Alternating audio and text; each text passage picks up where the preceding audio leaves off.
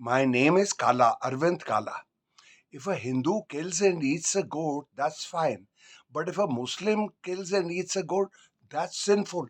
I say this because in Meerut just now, with Bakri Eid going the other day, there was some Hindu outfit which was interfering with the Muslims buying and selling goats, for their sacrificial, killing of an animal.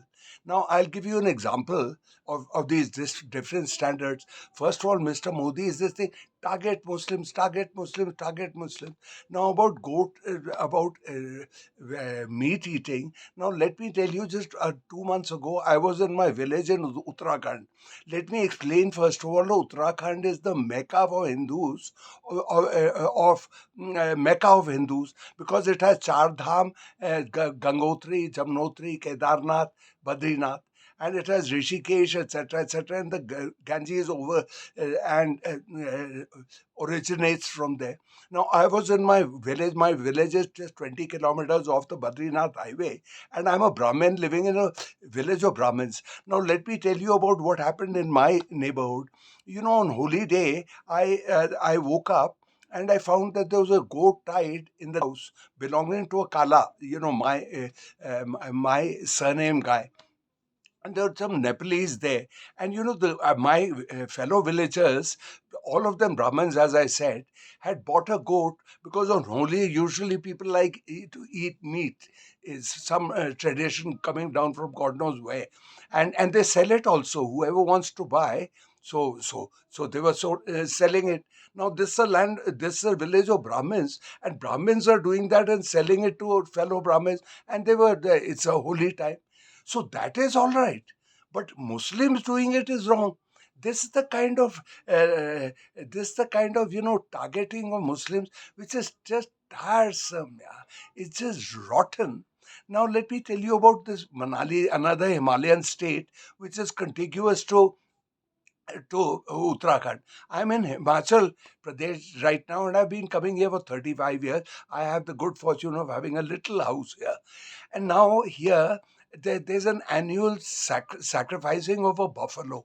Now this is done to pay tribute to Bhim's wife, Hidimba Devi. And there's a very famous Hidimba Devi. So every year, the biggest festival, social festival and religious festival, is in August or whatever. And then they start off with they cut a pumpkin, then they cut off the head of a hen, chicken. Then they cut off the head of nine sheep, and then they cut off the head of a buffalo, for which a pit is already prepared. The buffalo is not eaten, but the rest of the stuff is. And all that, something like 15-20 lakhs is contributed for this festival, and the whole area is there. Now, this is a tribute paid by Hindus, and these are all Thakurs. Because just like my village in Uttarakhand has all Brahmins, this old Manali has all Thakurs. So, this is the thing. And if some cops try to stop something like this, which has been coming down for centuries, maybe, those cops will be lynched. So, again, so two Himalayan states contiguous. So, then it's okay. But if it's Bakri Eid, it's like that. Now, this is where Mr. Modi and his whole BJP, they revel in their ignorance. They rejoice in their ignorance. They embrace ignorance. They have no idea how, they put all Hindus under one umbrella. But no, the Hindus are very, very different. Now, in my village, I mean, people eat meat. In a Brahmin in South India, particularly Tamil Nadu, will not touch it, will not go near it. That is one reason why Badrinath itself has a Nambudri priest.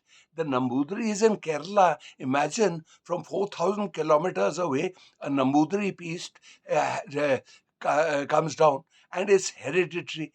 Because one thing, the Garhwalis themselves, Uttarakhandis themselves know that they have contaminated themselves somewhere in their eyes by eating meat. So they get a vegetarian Nambudri, strict vegetarian Nambudiri from Kerala.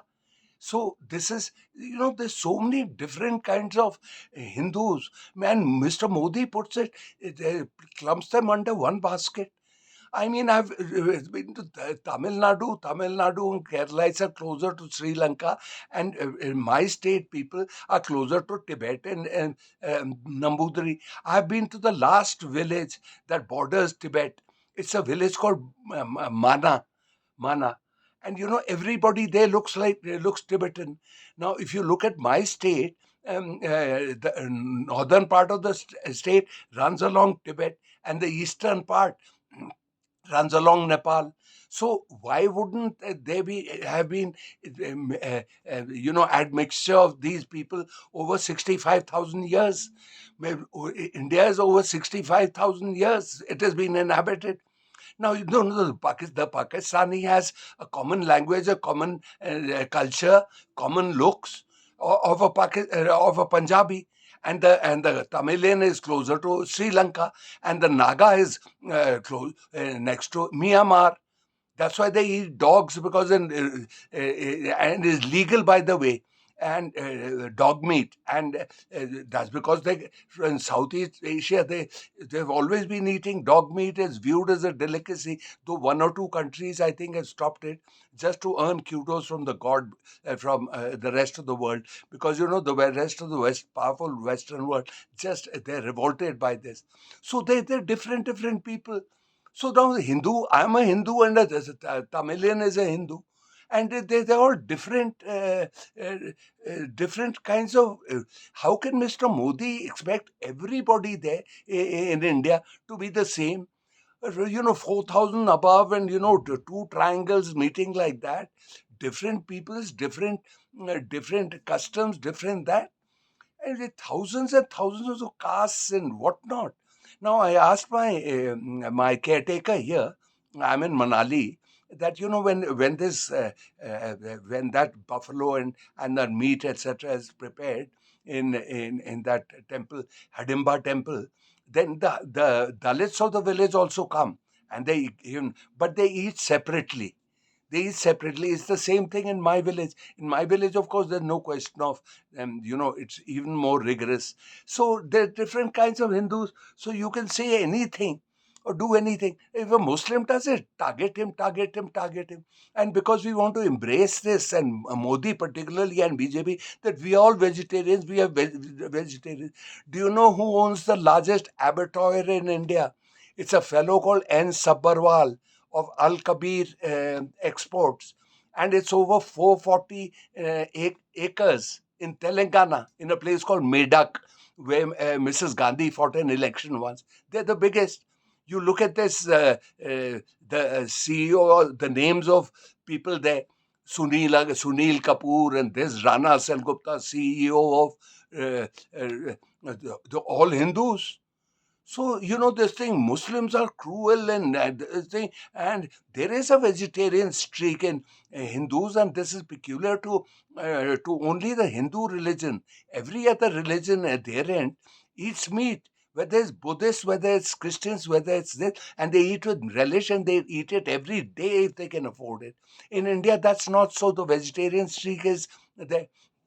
But there are lakhs and lakhs of Hindus who eat meat routinely in Kerala, in Bengal, in Orissa, coastal states, riverine areas, which, whatever the local food is, that is what you're going to eat.